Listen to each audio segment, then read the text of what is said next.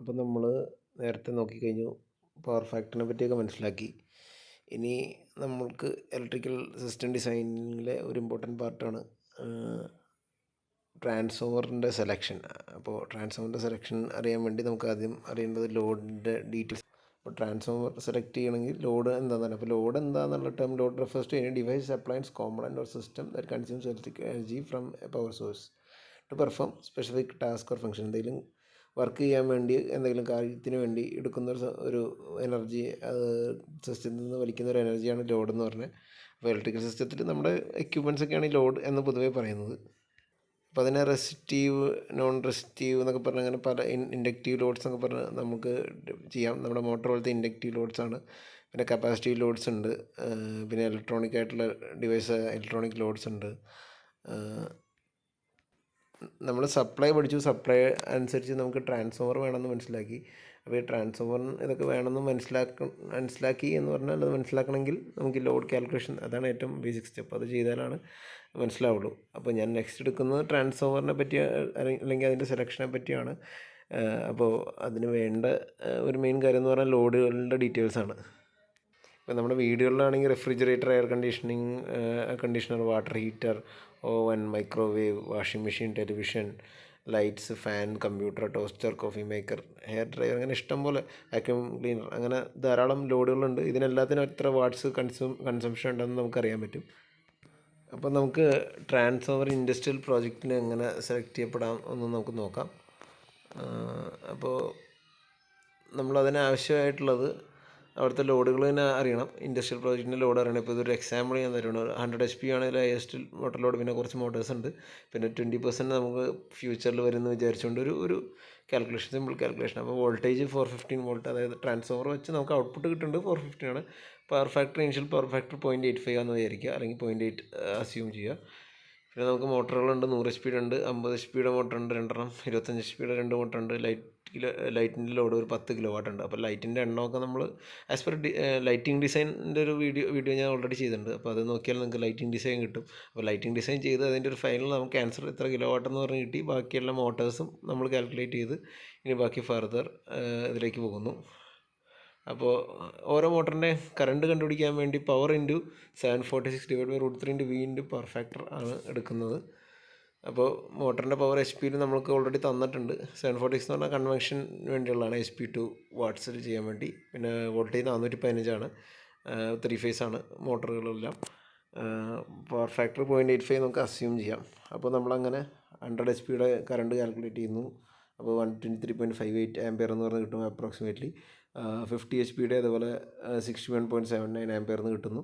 25 HP 30.89 ampere എന്ന് നമുക്ക് കിട്ടുന്നു.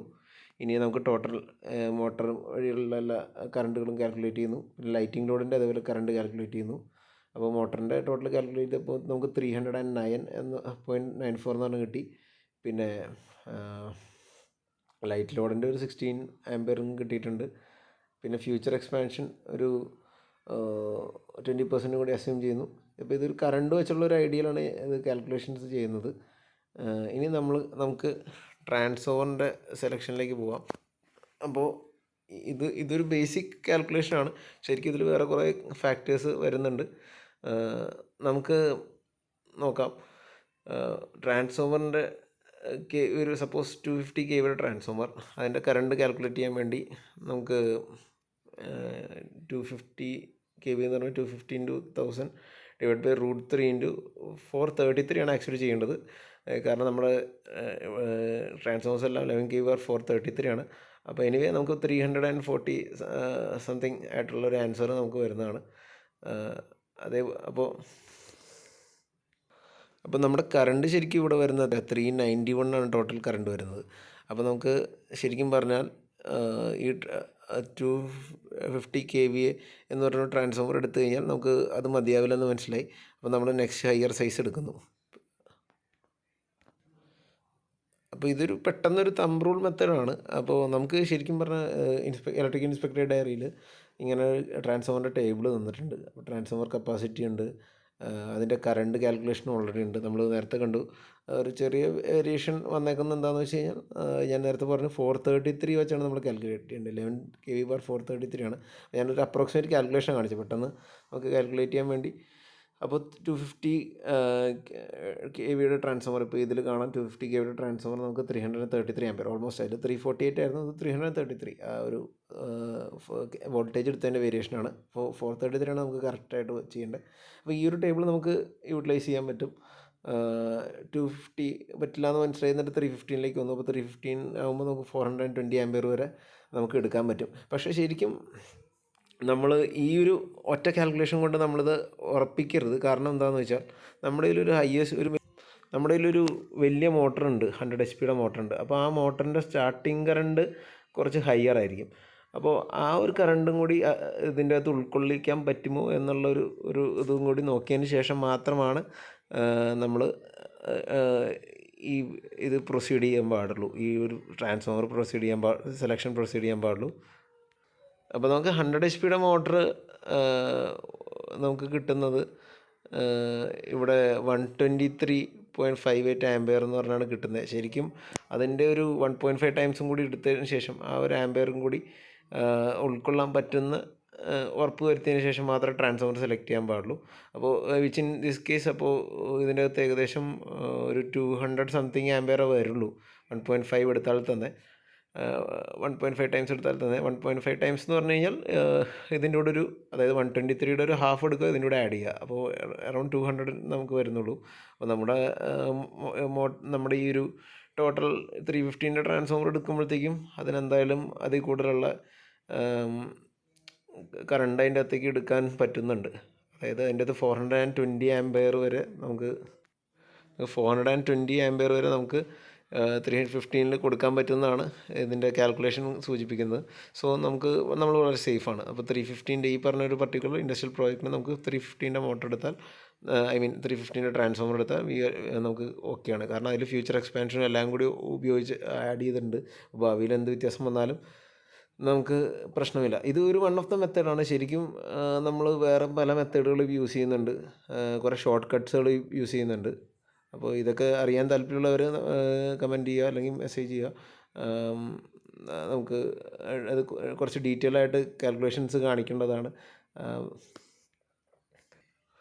പിന്നെ ഇതുകൂടാതെ തന്നെ ഈ ഒരു ടേബിളിൽ നിന്ന് തന്നെ നമുക്ക് ട്രാൻസ്ഫോമറിന് എത്ര സൈസിൻ്റെ കേബിൾ യൂസ് ചെയ്യണം എന്ന് മനസ്സിലാവും. ഇത് അലുമിനിയം കേബിളാണ്. AYFI എന്ന് പറയുമ്പോൾ കേബിളിൻ്റെ അലുമിനിയമാണെന്ന് മനസ്സിലായി. A മീൻസ് ഫോർ അലുമിനിയം, പിന്നെ Y എന്ന് പറഞ്ഞാൽ ട്രോപ്പഡോർ ഷീറ്റാണ്, അത് കേബിളിൻ്റെ. പിന്നെ ഫ്ലാറ്റ് ആർമേഡാണ് Fനെ ഡിനോട്ട് ചെയ്യുന്നത്. Y എന്ന് പറഞ്ഞത് ട്രോപ്പഡോർ ഇൻസുലേഷനാണ്.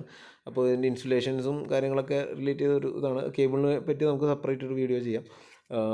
അപ്പോൾ ഓരോന്നിനും ഇപ്പോൾ 63 kV ട്രാൻസ്ഫോമറിന് 50 സ്ക്വയർ എമ്മിൻ്റെ ഒരു കേബിൾ യൂസ് ചെയ്യാം എന്നുള്ളത് പറഞ്ഞിട്ടുണ്ട്. 100 kV ട്രാൻസ്ഫോമറിന് 95ൻ്റെ ഒരു കേബിൾ ഉപയോഗിക്കാം. ഓർ വേറൊരു ഓപ്ഷൻ കൂടി കൊടുത്തിട്ടുണ്ട്, 2 runs of 50 square mm cable ഉപയോഗിക്കാം. ഇതിൽ കേബിളിൻ്റെ റൺസാണ് 2x എന്നൊക്കെ പറഞ്ഞ് എഴുതിയിരിക്കുന്ന എല്ലാം റൺസാണ് ഉദ്ദേശിക്കുന്നത്. അത് 3.5 കോർ അല്ലെങ്കിൽ 4 കോറാന്നുള്ള കാര്യം അണ്ടർസ്റ്റുഡാണ്. കാരണം എന്താണ്, എന്തായാലും ട്രാൻസ്ഫോമറിൻ്റെ സെക്കൻഡറി സൈഡാണ്, അവിടെ ന്യൂട്രൽ വേണ്ടി വരും. സോ ആ കാര്യം അണ്ടർസ്റ്റുഡാണ്. പിന്നെ 160 kV ട്രാൻസ്ഫോമർ സെലക്ട് ചെയ്യുകയാണെങ്കിൽ അതിൻ്റെ അകത്ത് 185ൻ്റെ ഒരു റൺ ഓഫ് കേബിൾ ഉപയോഗിക്കാം, അല്ലെങ്കിൽ 95ൻ്റെ 2 റണ്ണായിട്ട് ഉപയോഗിക്കാം. 200 ആണെങ്കിൽ 300ൻ്റെ ഒറ്റ കേബിൾ യൂസ് ചെയ്യാം. ഓർ 2 റൺസ് ഓഫ് 120 ഉപയോഗിക്കാം. 250 ആണെങ്കിൽ 2 റൺസ് ഓഫ് 185 ഉപയോഗിക്കാം. 315 kV ട്രാൻസ്ഫോമർ ഇപ്പോൾ നമ്മൾ ചെയ്ത ഇതിൽ നമുക്ക് ഒന്നുകൂടിയും 2 റൺസ് ഓഫ് 300 സ്ക്വയർ എമ്മിൻ്റെ കേബിൾ ഇട്ട് കൊടുക്കാം, അല്ലെങ്കിൽ 3 റൺസ് ഓഫ് 185 സ്ക്വയർ എമ്മിൻ്റെ കേബിൾ ഇട്ട് കൊടുക്കാം. 400 kV ട്രാൻസ്ഫോമറിന് 3 runs of 300 square mm cable ഇട്ട് കൊടുക്കാം. ഓർ നമുക്ക് 2 റൺസ് ഓഫ് 400 ഇട്ട് കൊടുക്കാം. 500 kV ട്രാൻസ്ഫോമറിന് നമുക്ക് 3 റൺസ് ഓഫ് 400 കേബിൾ ഇടാം, അല്ലെങ്കിൽ 4 കേബിൾ ഇടണം 240 സ്ക്വയർ എമ്മിൻ്റെ. 630 ആകുമ്പോഴത്തേക്കും 4 റൺസ് ഓഫ് 400 സ്ക്വയർ mm കേബിളാണ് പറയുന്നത്. പിന്നെ 750 ആകുമ്പോഴത്തേക്കും നമുക്ക് ബസ് ബാർ ട്രങ്കിങ് യൂസ് ചെയ്യാം, അല്ലെങ്കിൽ 400 കേബിൾ യൂസ് ചെയ്യാം. പക്ഷേ ആ കേബിൾ ചെറിയ വ്യത്യാസമുണ്ട്. A2XFI കേബിളാണ്. കുറച്ചും കൂടി ബെറ്റർ ഇൻസുലേറ്റഡ് ആയിട്ടുള്ള കേബിളാണ്. അത് 1000 kVA എത്തുമ്പോഴത്തേക്കും ബസ് ബാർ ട്രങ്കിങ് ഓപ്ഷനാണ്. 750 മുതൽ എല്ലാം ബസ് ബാർ ട്രങ്കിങ് നമ്മുടെ മെയിൻ ഓപ്ഷനാണ്.